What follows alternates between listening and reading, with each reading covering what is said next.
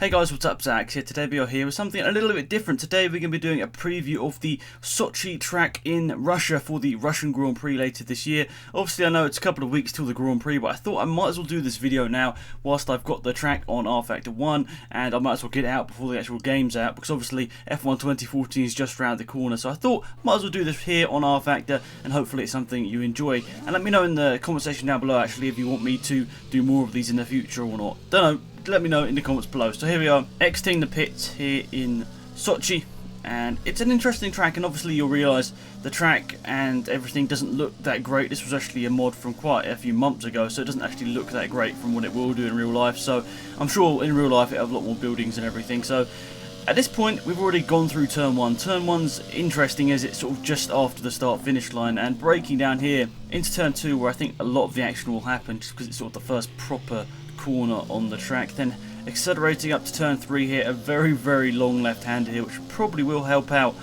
maybe the Red Bulls and the Mercedes, which have a lot of downforce, and we'll see the Marussias, the Caterhams really struggling through there, so I think you're going to have to need quite a lot of downforce to get through there on full throttle.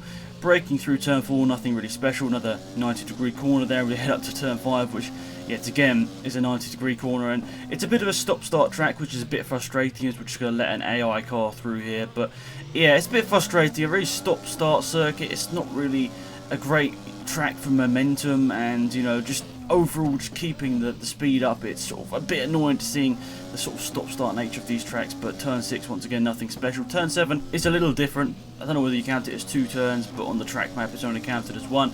Heading up towards turn 8, and you guessed it, another 90-degree corner. But this is when the track starts to get interesting. You accelerate up through the gears all the way up into 8th gear, well only 7th in this game because it's not done properly, but yeah, through the gears, and apparently up to 314 kilometers an hour is what they're predicting here, but I'm just letting an AI car through there, so I'm not really doing that speed. Actually it's Rosberg, we'll see that. But anyway, turn 11, turn 12, nothing really special, just really very slow corners there.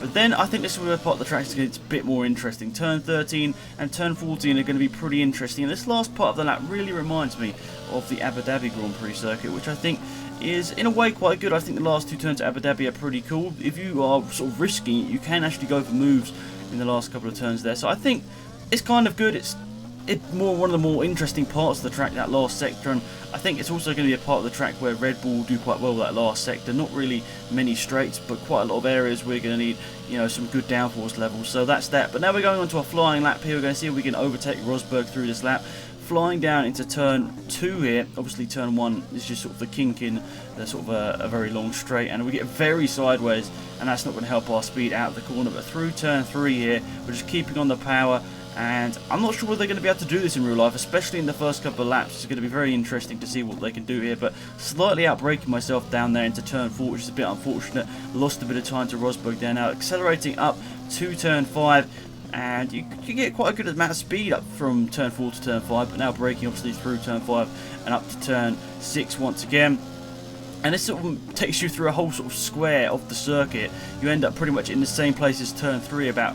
Right now, you'll be, if you looked over the barrier, you'd see turn 3 there. So we're catching Rosberg now as we head up towards turn 8 and onto the long straight after this.